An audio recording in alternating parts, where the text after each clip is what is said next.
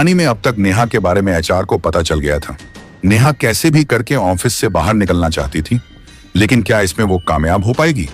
अब आगे नेहा को आई कार्ड में जैसे ही माइक नजर आया, उसने गुस्से में आई कार्ड को जमीन पर फेंक दिया।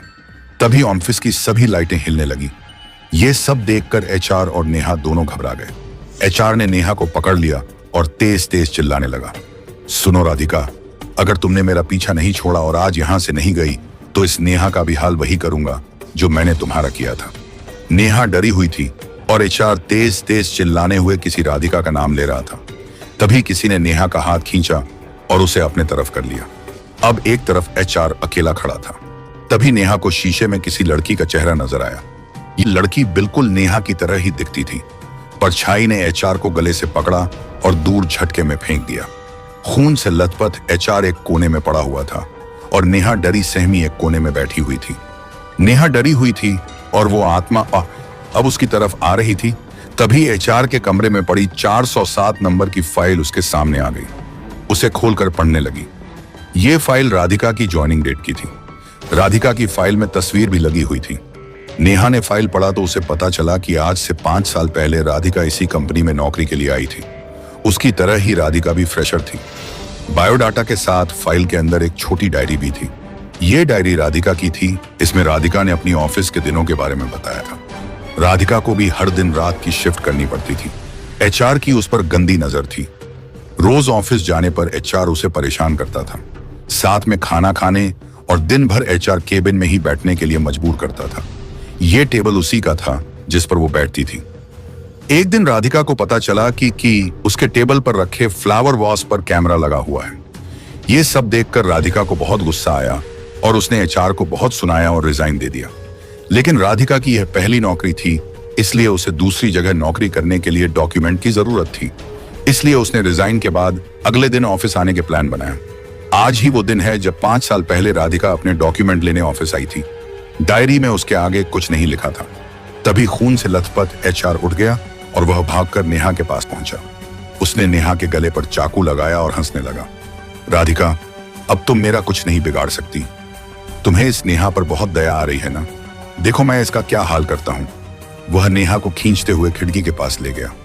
नेहा डरी हुई बस राधिका की परछाई को देख रही थी। तभी एचआर ने कहा, उस रात राधिका के साथ क्या हुआ, क्या तुम जानना चाहती हो? तुम्हें इस डायरी में आगे इसलिए कुछ नहीं पढ़ने को मिला क्योंकि ये जिंदा रहती तब न कुछ लिखती। मैंने इसे ऐसी जगह पहुंचा दिया जिसके बारे में कभी किसी को नहीं पता चला। राधिका से मैंने माफ मांगी थी। मैंने हाथ और पैर भी पड़े और इसे कहा कि मुझसे शादी कर लो, लेकिन इसे तो उस मनीष नाम के लड़के से प्यार था। मनीष को तो मैंने पहले ही रास्ते से हटा दिया था, लेकिन उसके जाने के बाद भी ये उसी के इंतजार में बैठी रहती थी। उस रात में मैंने इसे बहुत समझाया, लेकिन ये मानी नहीं। इसलिए अगर ये मेरी नहीं हो सकती है तो मैं इसे और किसी की नहीं होने दे सकता। इसलिए मैंने इसे मौत के घाट उतार दिया। मैं अभी राधिका को भूल ही रहा था कि तभी 5 साल बाद एक दिन तुम मेरे सामने आ गई। मैं अपने दोस्त के ऑफिस गया था, तब मैंने तुम्हें देखा कि तुम वहां इंटरव्यू देने आई हो। तुम्हें देखकर तो जैसे मेरे पैरों से जमीन ही खिसक गई। हूबहू चेहरा और शरीर देखकर मैं तो खुशी के मारे पागल ही हो गया। मुझे लगा जो चीज राधिका मुझे नहीं दे पाई, शायद तुम जरूर दोगी। लेकिन तुम्हें भी रोहन के साथ मिलकर मेरी जासूसी करनी थी। अब जाओ तुम भी राधिका के साथ मौत के रास्ते में। मैंने इसी ऑफिस के पार्क में राधिका की लाश छिपाई है। तुम्हें भी मैं वहीं साथ में दफना दूंगा। तभी राधिका ने गुस्से में एचआर को धक्का मार के नेहा से दूर कर दिया। राधिका एचआर को मारने ही वाली थी। तभी नेहा ने राधिका से कहा, इसे मारने से कुछ नहीं होगा। इसे दर्द का एहसास तो हुआ ही नहीं। अगर तुम इससे सच में बदला लेना चाहती हो तो इसे पुलिस के हवाले कर दो। जब सारी जिंदगी यह जेल में सड़ेगा तब इसे गलती का एहसास होगा।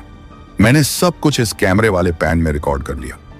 तभी नेहा को पुलिस के हॉर्न की आवाज सुनाई दी।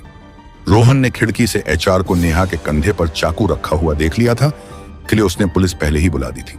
पुलिस ने एचआर को गिरफ्तार कर लिया और राधिका भी मुस्कुराते हुए वहां से गायब हो गई। भले ही कहानी का अंत यह हो गया, लेकिन राधिका ने एचआर का पीछा नहीं छोड़ा था। वह जेल में भी एचआर को परेशान करती रहती थी। धीरे धीरे जेल में रहते रहते एचआर की दिमागी हालत खराब हो गई और उसने जेल में एक लेटर लिखा जिसमें उसने राधिका से माफी मांगी और आत्महत्या कर ली। दोस्तों, ऐसे ही और भी मोटिवेशनल स्पीच, रोमांचक स्टोरी वीडियो देखने सुनने के लिए हमारे इस वीडियो को एक लाइक और चैनल को सब्सक्राइब जरूर से करें। धन्यवाद वीडियो अंत तक देखने के लिए। जय हिंद।